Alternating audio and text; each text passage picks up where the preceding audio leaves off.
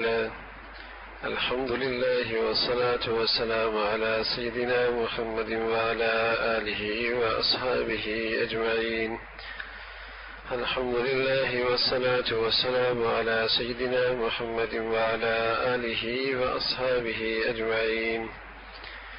أما بعد فأعوذ بالله من الشيطان الرجيم. بسم الله الرحمن الرحيم. سبحان الذي يسرى بعبده ليلا من المسجد الحرام إلى المسجد الأقصى. صدق الله العظيم.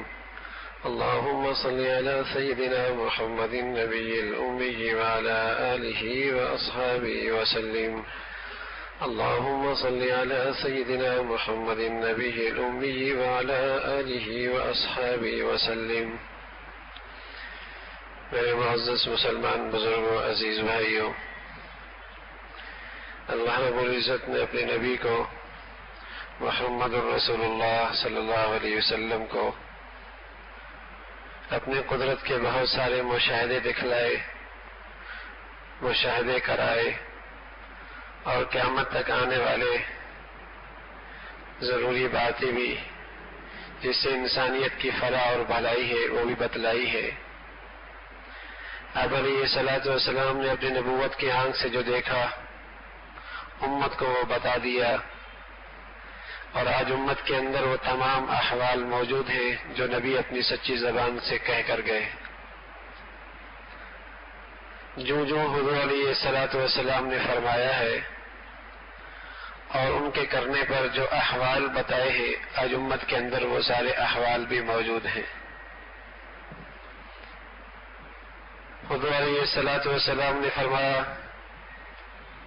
ایک وقت آئے گا کہ اذ اتخذ الفی دولا والغنیمۃ مغرما والزکاة مغرما وأطاع رجل امرأته وعق أمه وأقصى أباه وأدنى صديقه وظهرت الأسواد في المساجد وظهرت القينات والمغازف وشربت الخمور وساد القبيلة فاسقهم وكان زعيم القوم أرذلهم ولبس الحرير وتشبه الرجال بالنساء وتشبهت النساء والرجال ولان آخر هذه الأمة أولها فتربصوا عند ذلك ريحا حمراء وخسفا وقصفا وآيات كتتابع كنظام قطع سلكه فتتابع أو كما قال عليه الصلاة والسلام۔ حضور علیہ الصلاۃ والسلام نے احوال بتائے کہ ایک وقت آئے گا کہ کچھ لوگ قومی خزانے کو بطور ذاتی جاگیر کے استعمال کریں گے، اور لوگ دوسروں کے مال پر ایسے ہاتھ صاف کریں گے جیسے ان کا ذاتی مال ہے، اور لوگ زکوٰۃ کو ٹیکس سمجھنے لگ جائیں گے، بڑا بوجھل دل ہو جائے گا، دیتے وقت ہاتھ بڑے بھاری ہو جائیں گے، اور لوگ اپنے ماں باپ سے نفرت کریں گے، دوستوں سے محبت کریں گے، بیوی کو قریب کریں گے، ماں کو دھکے دیں گے۔ وظہرت الاسواد فی المساجد، اور مساجد میں دنیا کی آوازیں بلند ہونے لگ جائیں گی۔ وظہرت القینات والمغازف، اور ہر گھر میں اور ہر بازار میں اور ہر خوشی میں اور ہر محفل میں موسیقی کی آوازیں اٹھنے لگ جائیں گی۔ وظہرت القینات والمغازف وشربت الخمور، اور شرابیں پی جائیں گی۔ ولبس الحریر، اور لوگ ریشم پہنیں گے۔ وساد القبیلۃ فاسقهم، اور قوم کا لیڈر بدترین انسان ہوگا۔ وکان زعیم القوم ارذلهم، قوم کا سردار اور قبیلے کا وڈیرا گھٹیا انسان ہوگا۔ وتشبه الرجال بالنساء، مرد چاہیں گے کہ وہ عورتیں نظر آئیں، اور عورتیں اپنے لباس اور اپنے حلیوں سے یہ انداز اختیار کریں گے کہ وہ مرد نظر آئیں۔ ولان آخر هذه الأمة أولها، اور یہ آخری طبقہ پہلے طبقے پر اعتماد ان کا ختم ہو جائے گا، اور انہیں برا بھلا کہیں گے۔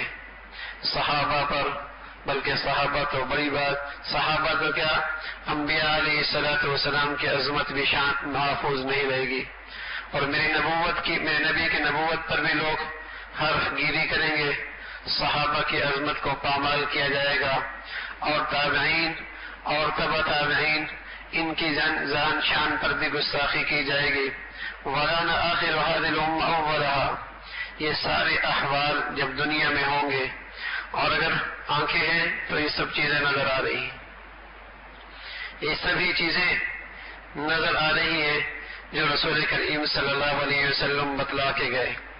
لیکن ایک بات، ایک عام سی بات ہے، پہلے زمین ہلتی بھی تھی، ذرا سی حرکت کرتی تو آدمی اور مسلمان بے حس نہیں ہوا کرتا تھا، حساس ہوا کرتا تھا، ذرا سی حالات میں تغیر اور تبدیلی ہوتی تو اللہ کی طرف متوجہ ہوتا۔ محمد رسول اللہ صلی اللہ علیہ وسلم دیکھتے ہوا کے اندر کچھ تیزی آئی ہے تو آپ کا رخ مسجد کی طرف ہوتا۔ حضرت عمر دیکھتے زمین پہ کچھ حرکت آئی ہے تو اللہ کی طرف متوجہ ہوتے۔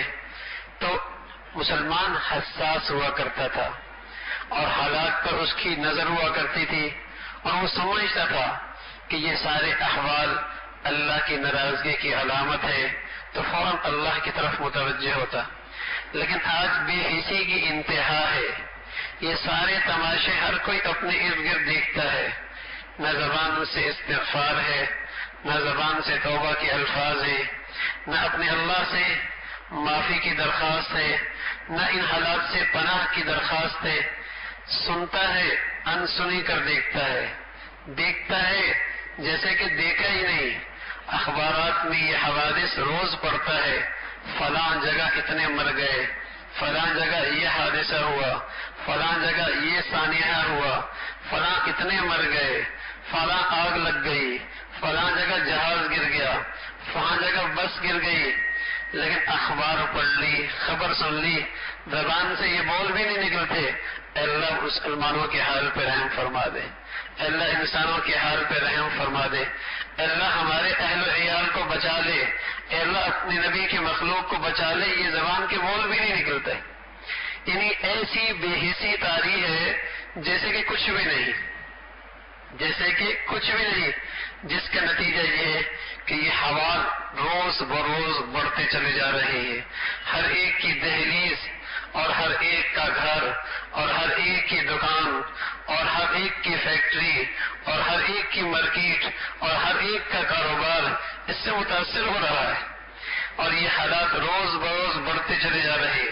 تو رسول کریم صلی اللہ علیہ وسلم نے فرمایا جب یہ گناہ ہوں گے اور معاشرے کی زندگی یہ ہوگی کہ ہر شخص دوسرے کے مال کو اپنا مال سمجھ کے استعمال کرے گا، امانت دیانت رخصت ہو جائے گی، امانت دیانت رخصت ہو جائے گی، بڑوں کی عظمت تعظیم ماں باپ کی خدمت کا جذبہ ختم ہو جائے گا، مسجد کا احترام عظمت ختم ہو جائے گی، اور کھلے عام شرابیں پئیں گے، اور جسے کہیں کہ بدکاری کے اڈے کھل جائیں گے، اور یانیت فحاشی سے بازار کلب اور جسے کہیں کہ گارڈن اور پارک بھر جائیں گے، وظہرت القینات والمغازف، اور اچھے خاصے گھروں کی محفلوں کے اندر بھی موسیقی کی آوازیں اور جسے کہیں کہ گلوکاروں کے جسے کہیں کہ آوازیں، وظہرت القینات والمغازف، اس کے بغیر شادی کوئی نہیں،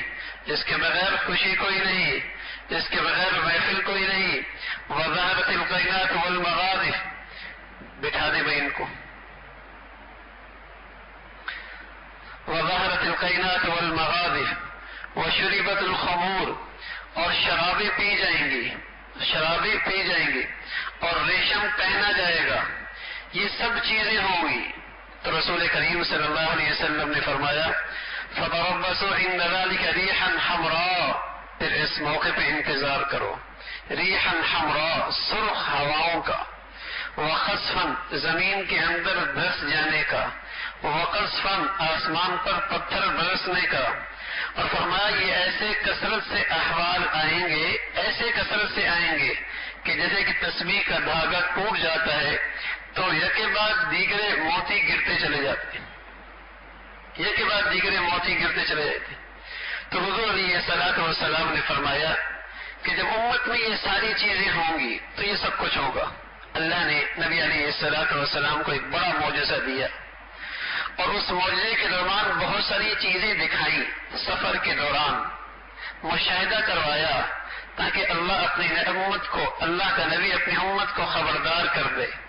حضور علیہ الصلوۃ والسلام کو معراج کا معجزہ ملا، اور جو مسلمانوں کا عقیدہ ہے کہ اللہ کا نبی اپنے جسم کے ساتھ ایک طویل سفر کر کے آئے، مسجد حرام سے بیت المقدس تک، اور بیت المقدس سے آسمانوں تک، اور آسمانوں سے پھر جنت اور جہنم کی سیر، اور پھر اسی رات مکہ کے اندر واپس آ گئے.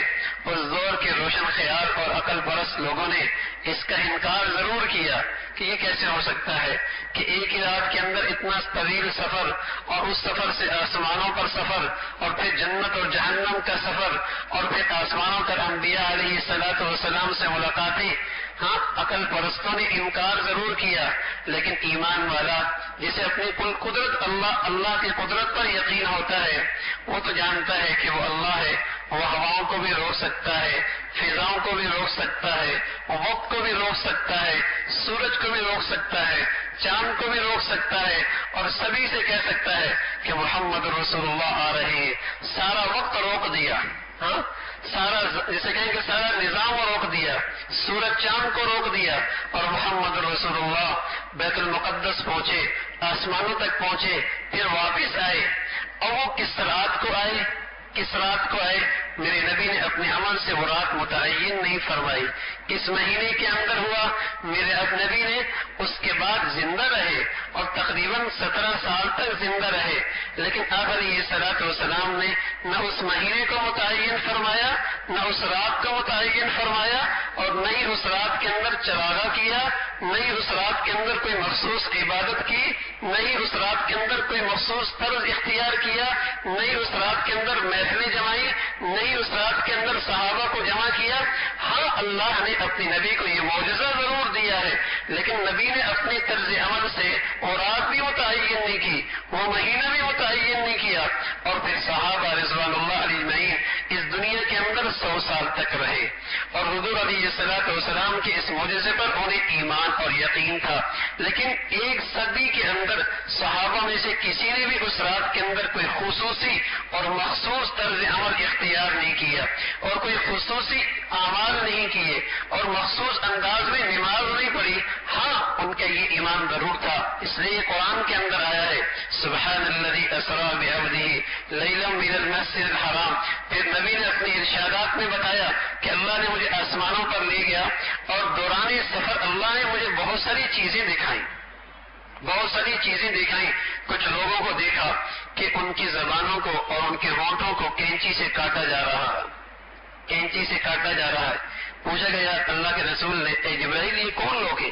فرمایا یہ وہ لوگ ہیں دوسروں کو نصیحت کرتے ہیں اور اپنے آپ کو بھول جاتے ہیں. پھر آپ علیہ الصلوۃ والسلام کو کچھ لوگ دکھائے گئے جن کے سروں کو پتھروں سے مارا جا رہا، کوٹا جا رہا، پھر وہ ٹھیک ہو جاتے ہیں، پھر مارا جاتا ہے، پھر ٹھیک ہو جاتے ہیں. حضور علیہ الصلوۃ والسلام نے پوچھا یہ کون لوگ ہیں؟ فرمایا یہ وہ لوگ ہیں جو دنیا کے اندر نماز میں سستی کیا کرتے تھے. پھر آپ علیہ الصلوۃ والسلام نے کچھ لوگ دکھایا گئے جن کے پیٹ کمروں کی طرح، جن کے اندر رہائش اختیار، اتنے بڑے بڑے ان کے پیٹ، اور ان کے اندر سانپ دوڑ رہے ہیں، اور وہ باہر سے بھی نظر آ رہے ہیں. پوچھے گا یہ کون لوگ ہیں؟ فرمایا یہ وہ لوگ ہیں جو دنیا کے اندر سود پر اپنی زندگی گزارا کرتے ہیں، سود پر اپنی زندگی گزارا کرتے ہیں.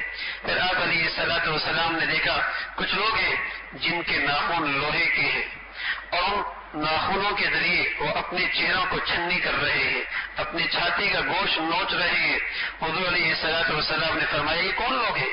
فرمایا یہ وہ لوگ ہیں جو اپنی زبانوں سے مسلمانوں کی عزتوں کو پامال کرتے ہیں، اور پس پشت ان کی غیبتیں کرتے ہیں، اور ان کی عزتوں سے کھیلتے ہیں.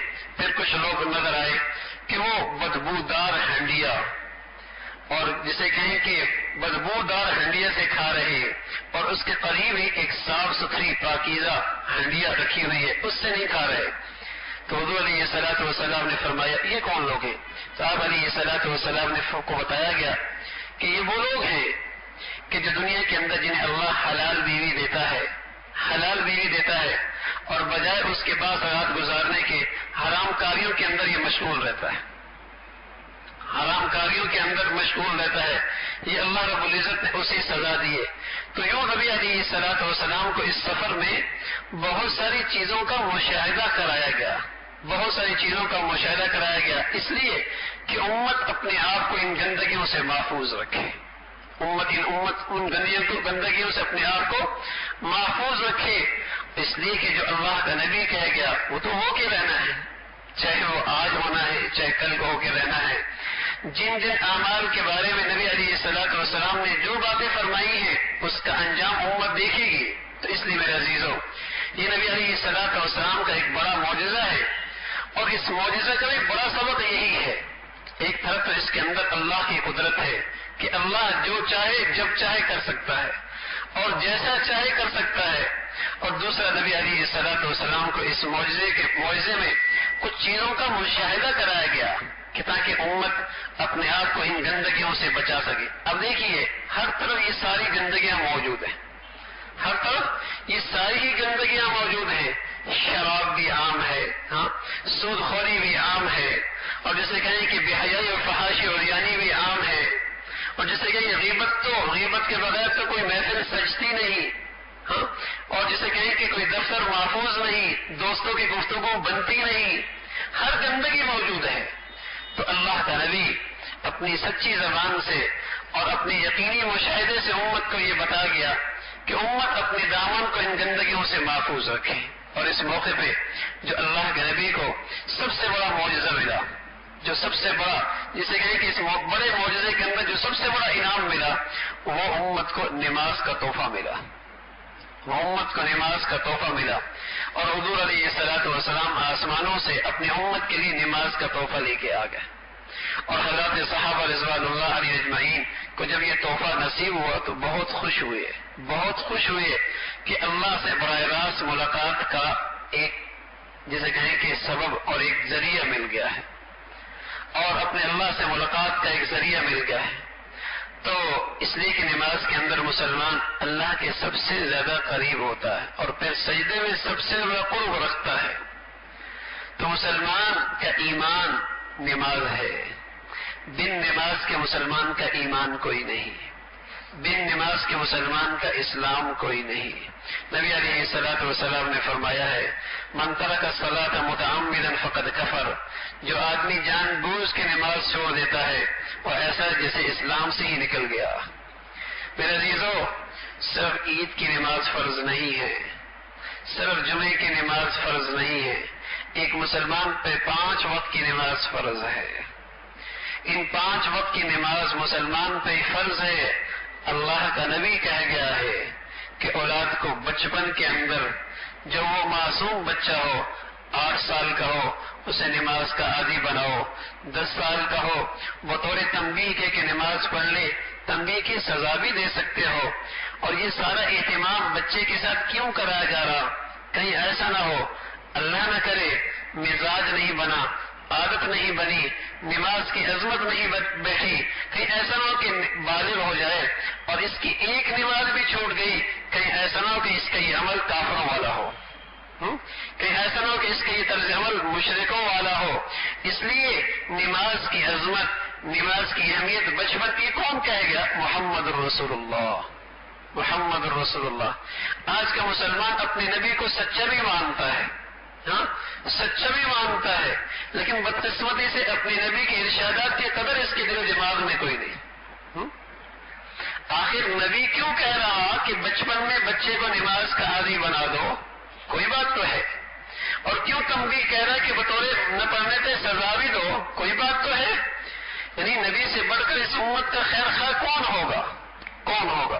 تو اللہ کا نبی اتنی عظمت بتا رہا نماز کی کہ بچے کو نماز کا عادی بنایا جائے، کہیں ایسا نہ ہو کہ بلوغت کے بعد اگر اس کی نماز رہ گئی تو اس کا یہ عمل کافروں والا ہوگا۔